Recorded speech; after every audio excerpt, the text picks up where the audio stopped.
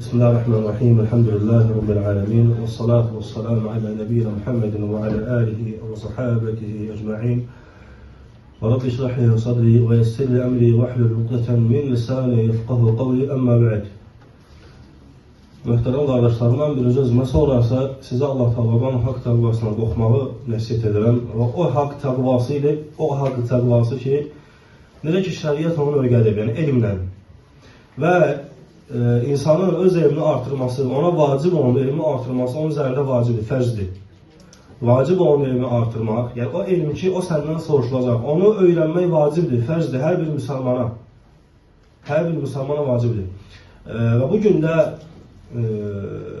vacib olan məsələlərdən və vacib olan elmlərdən toxunacağımız mövzudur. İmam Xatib Rahimahullahın kitabına toxunacaq qardaşlarım. Qısa da olsa, haqqını verməsəydə belə az da olsa fayda olar, ümidvaram. Və oxuyacağımız kitab, götürüləcək kitab, qardaşlarım, Xatib Rahimahullahın Şərəf-ü Ashab-ül Hədid adlı kitabı, yəni hədis əhlinin şərəfi adında kitabdır. Və Xatib Rahimahullah hər bir ümumiyyətlə kitabı oxumamışdan və yaxud da dinləməmişdən qabaq, gərək o kitabı yazan haqqında, o kitabın müəllifi haqqında müsəlmanda az da olsa bir məlumat olar. Az da olsa bir məlumat olar. Və az da olsa müəllif Rahimahullah haqqında, Xatib el-Bağdadi Rahimahullah haqqında birinci müqəddimə olaraq danışılacaq. Və Xatib Rahimahullahın öz adına gəldikdə isə tam olaraq, öz adı Əbu Bakr Əhməd ibn Ali ibn Tabit ibn Əhməd ibn Mehdi el-Xatib el-Bağdadi el-Şafi'i. El-Şafi'i yəni ki, Şafii fiqhində olub, İmam Şafii Rahimahullahın. Və adının Xatib olmasında isə, Xatib xutbə verən deməkdir. Atasının xutbə verən olmasıydı.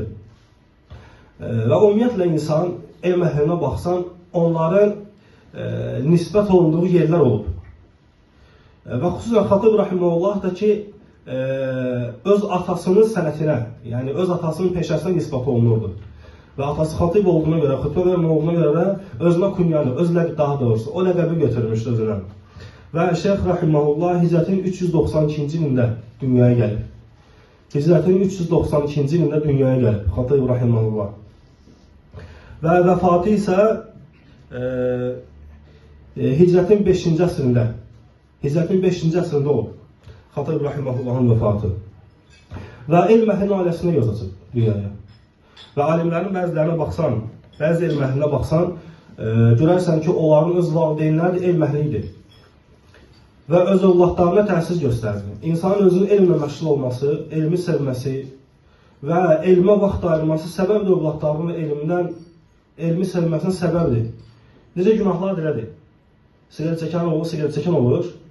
Siqaret çəkməyənlərin övladları təsadüf hallarda siqaret çəkən olur. Yəni bu elə ata tərbiyəsidir, valideyn tərbiyəsidir. Və Xatib Rahimahullah da ki, necə ki adı da Xatib Bağdadi Rahimahullah, Xatib olmağının atasının xutbə verən olmasıydı. Atası elm əhli idi.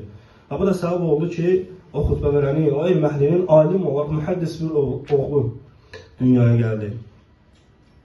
Və Xatib Rahimahullahın bu kitabı yazılmasına səbəblər var.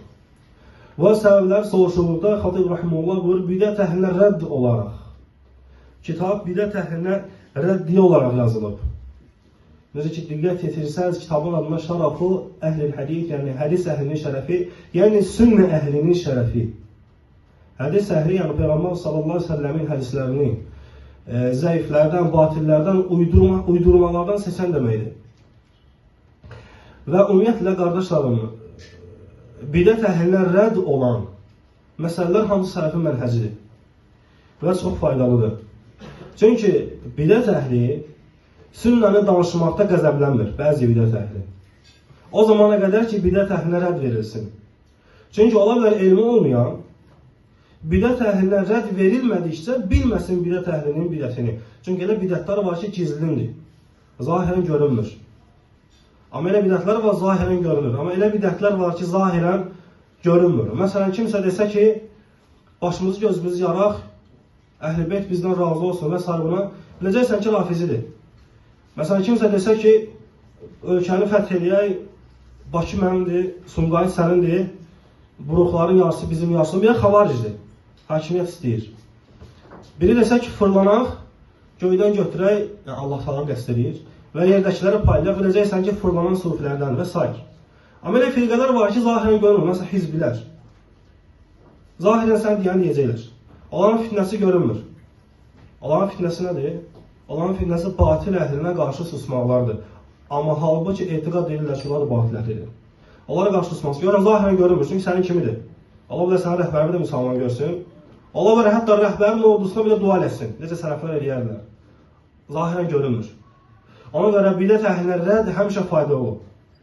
Və Şeyx İmam Xatib Rahimahullahın da kitabı yazmağının məqsəd o idi, səbəb olur. Və hər zaman bidət əhlinə qarşı istehza olunur. Necə Xatib Rahimahullah burada kitabında buyurur ki, necə ki Allah Teala kitabında buyurur ki, Allahu yestehzi'u bihim el-ayə. Allah da onlara istehza edir. Haqq əhlini istehza edənlərə Allah özü də istehza edir. Necə Şeyx Qamətin keçən dəfə dərsində Aqidat-ül Vasitiyyə kitabını keçəndə, hətta səhv etməmirəmsə bu ayədə toxunulur. Bəli, toxunulur bu ayəyə. İbn Teymiyyə Rahimahullah kitabında buyurur ki, Allah Teala istehza edən deyil, yalnız istehza edənlərə. Çünki Allah Teala'nın şeyxin keçən dərsindən bir fayda olaraq Allah Teala'nın sifətləri, məsələn, ruzi verən, qadir olan, görən, işidən və s. adlar və sifətlər və həmçinin də müqabilində olan, necə Şeyx Qamət burada buyurdu, həmçinin müqabilində olan sifətlər var, o da istehzadır. İstehza edənlərə qarşı istehza. Beləcə, hədis əhlinə qarşı, elm əhlinə qarşı, sünnəni, batildən seçənlərə qarşı həmişə istehza olunub və bu gün də belədir və Allah Teala onları öz istehza edir. Kimlər ki, hədis əhlinə istehza edirlərsə.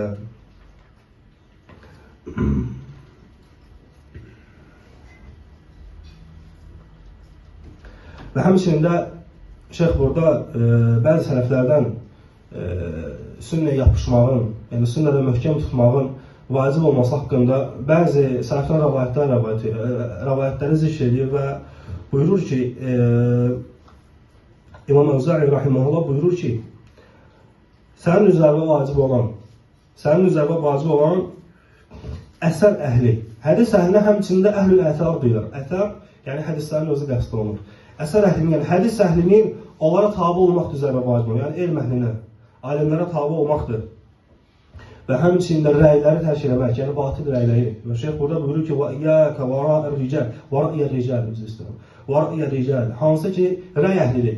Sünnən insana deyirsən və deyir, belə rəy də var. Allah Rasulun sünnəsində belədir. Allah Rasulun sünnəsində ki, bidət əhli tərk olmalıdır, deyir, belə rəylər var. Ki, bidət əhlinin xeyri götürmək olar və s. Ona görə saf sünnə olan yerdə rəy götürülmür. Saf sünnə olan yerdə, yəni səhih hədislər olan yerdə, hətta həsən hədislər olan yerdə, hətta sünnəyə, kitab və sünnəyə müxalif olmayan zəif hədislər olan yerdə, kitab və sünnəyə müxalif olmayan zəif hədislər olan yerdə belə rəylər götürülmür. Necə İmam Əhməd Rahiməhullah və onun tələbəsi Əbu Davud Rahmetullahi Aleyhimə, onlar buyururlar ki, insanların rəylərini götürməkdənsə zəif hədisləri götürmək üstündür. O zəif hədislər ki, təbii ki, kitab və sünnəyə müxalif deyil. O zəif hədislər ki, kitab və sünnəyə müxalif deyil.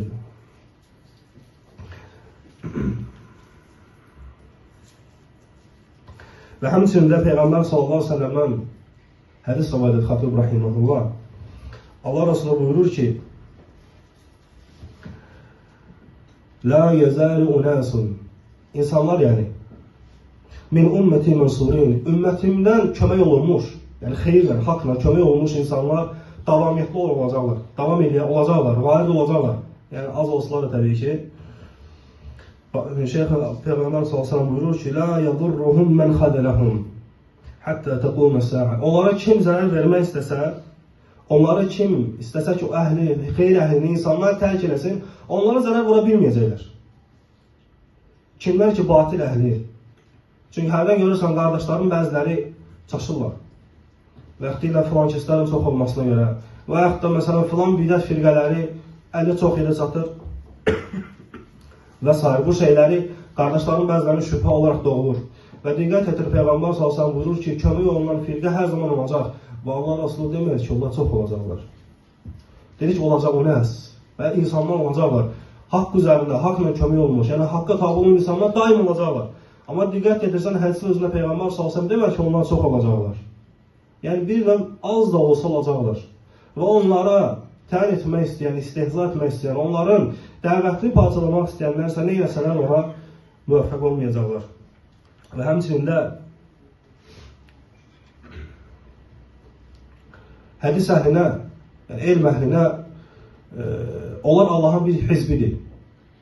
Onlar Allahın bir ordusudur, onlar Allahın bir dəstəsidir. Və həmçinin Allah Teala xeyir əhlinə və hədis əhli onlardan biridir. Xeyir əhlinin öz kitabında Allah Teala buyurur ki, "Ulaika hizbullah", yəni xeyir əhli. Onlar Allahın cəmaətidir. Onlar Allahın dəstəsidir. Yəni onlar Allaha üz tutan bir firqədirlər. Əla inna hizballahi humul muflihun. Məgər Allaha tərəf yönələn bir cəmaət öndə gələr və ya da xeyrə qovuşan deyilmi? Və əlavə bir fayda olaraq qardaşlarım diqqət yetirdinizsə Allah Teala bu ayənin içində bir sual olaraq sual verdi. Və Allahın kitabında verdiyi sualların heç birinə cavab yoxdur. Çünki sualın öz cavabıdır. Allah Teala deyəndə ki, "Ələ inna hizballahi humul muflihun." Məgər Allahın cəmaəti, Allaha tərəf yönələn cəmaət onlar öndə olanlar deyilmi? Yəni burada cavab əslində gözlənilmir. Gözlənilmir ki, bəlkə hə, bəlkə yox. Çünki Allahın öz kitabında verdiyi hər bir sual elə özü cavabdır. Necə ki Allah Teala öz kitabında başqa yerlərdə buyurur ki, "Əleysə zəlikə biqadirin alə en yuhiyyil mauta." Allah Teala məgər ölənləri diriltməyə qadir deyilmi? Yəni burada cavab gözlənilmir. Gözlənilmir ki, bəlkə hə, bəlkə yox. Biri çıxsın desin ki, mənə görə yox, ona görə hə, 10 nəfərə görə hə, 10 nəfərə görə yox. Əksinə Allahın öz kitabında verdiyi bütün suallar hamısı cavabdır. Və həmçinin də Muaz bin Cəbal radiyallahu anhudan şeyx burada hədis rəvayət edir və buyurur ki, bu elmi hər bir ümmətin ədalətliləri daşıyacaqlar. Bu elmi hər bir ümmətin ədalətli olanları daşıyacaqlar. Və onların dəvətlərinə, onların Allahın dini olan dəvətlərinə mane olmaq istəyən insanlar olacaqlar. Və onların etdiklərini batil etmək, yəni məhv etmək istəyənlər olacaqlar. Elmdə olan cahilliklərin ucbatından. Amma Allah subhanahu wa ta'ala onları qoruyacaq. Əslində qalsa bu elm tələb edən üçün, elm əhli üçün bir, necə deyərlər, ürək dirəkdir. Bu bir, necə deyərlər, bir şərəfdir onların qorunması üçün. Çünki qoruyan zaten Allahdır. Bir insan Allahın dinini qorumaq üçün ayağa qalxsa və yaxud da bir insan Allahın dinini qorumaq üçün danışsa, ona yetər ki, onu qoruyan Rəbbidir. Necə ki, Peyğəmbəri o qədər öldürmək istəyənlər oldu. Hətta öldürmək üçün çalışdılar. Və bütün Peyğəmbərlər təbii ki, nə ki, Muhammed sallallahu aleyhi ve sellem, sonuncu olaraq Allah Resulü və hətta onun sahabələri. Gör, nə qədər problemlər oldu. Amma Allah hətta bəziləri ölsələrdə belə, məsələn, Osman ibn Affan radiyallahu anh onu şəhid etdilər. Yəni, şəhid olan sahabələrdən biridir. Öldürsələr belə, onu öldürənlərin adı hardadır? Subhanallah. Yəni, heyvanlar qədər qiyməti yoxdur onların. Amma ölənin qədir qiymətinə qədərdir. Yəni, Osman ibn Affanın qədir qiymətinə qədərdir. Necə ki, sağlığındaykən Peyğəmbər s.ə.v buyurdu ki, öz zəvcəsinə, mələklərin həya etdiyindən mən həya etməyeyim. O vəfat edəndən sonra belə oldu. Onun şəhəni düşmədi aşağı. Çünki o, necə Peyğəmbər s.ə.v buyurduğu kimi, o ədalətli, hər bir ümmətin içindən çıxan ədalətlilərdən biriydi. Ona görə Allah o hətta şəhid olduqdan sonra belə sağlığındaykən verilən vəsfin üzərinə qoyub saxladı. Və həmçində Xatib Rahiməhullah buyurur ki, bidətlərin çoxalması sünnə ilə bidətin bir-birinə oxşamasının səbəblə ümumiyyətlə. Bidətlərin çoxsu sünnəyə oxşayır. Bidətin çoxsu sünnəyə oxşayır. Və bidətlər çoxaldığı zamansa elmi az olan insanlar ola bilər çaşsınlar. Və nə qədər bugün bidət əhlinin yanında sələfləri görmək olar. Belə. Nə qədər bidət əhlinin yanında sələfi görə bilərsən. Düz onun bidət əhlinin yanında olduğuna görə o müxalifdir, təbii. Amma sadəcə o sünnəni seçə bilməyib bidətdən.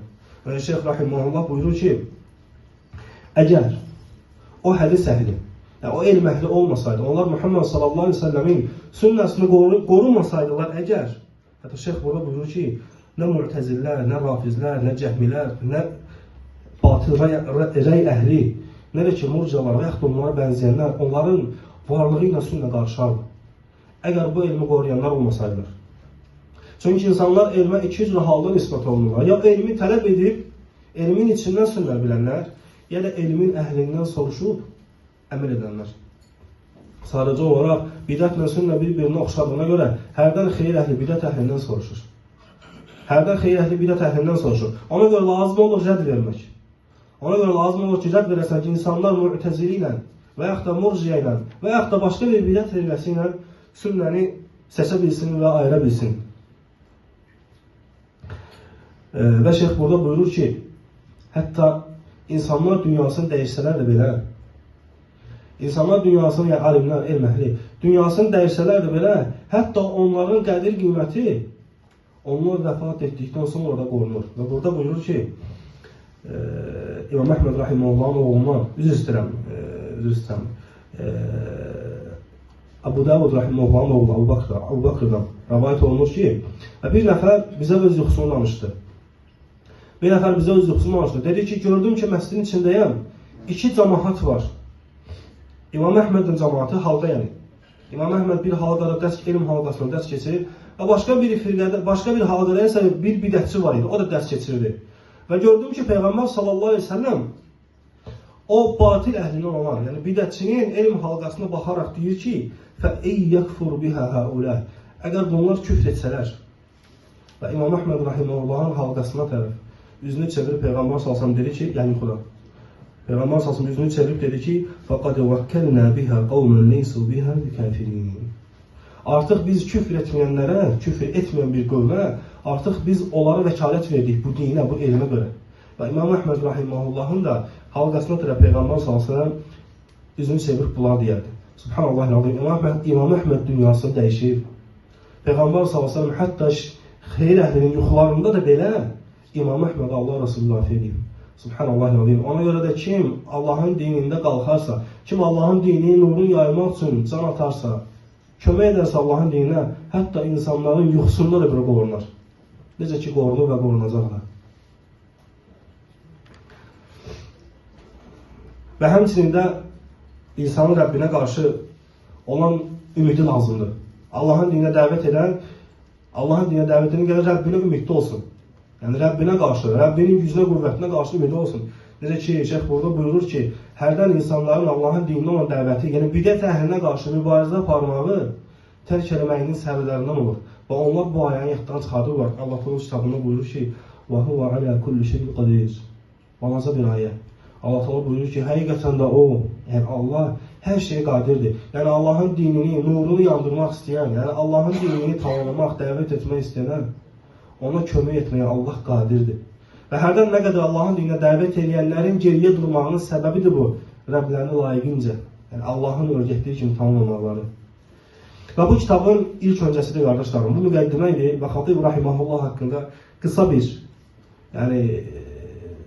xatırlatma idi. Və təbii ki, kim əgər kitabı öz haqqı ilə mütaliə edəcəksə, oxuyacaqsa, artıq orada şeyxin öz müəllimləri haqqında da tanış olacaq, onun tələbələri haqqında da, hətta yazdığı kitablar haqqında da. Çünki Xatib Rahiməhullahın təlifləri, müəllifətləri çoxdur, kitabları çoxdur və həmçinin də onun haqqında hədis əhlinin dediyi şərəf, yəni sözlər də çoxdur. Ona görə əgər xeyir əhlini tərifləyibsə, üzr istəyirəm, xeyir əhli bir kəs tərifləyibsə, artıq onun xeyirli olmasına dəlalət edir. Necə ki, içəni tərifləyirsə.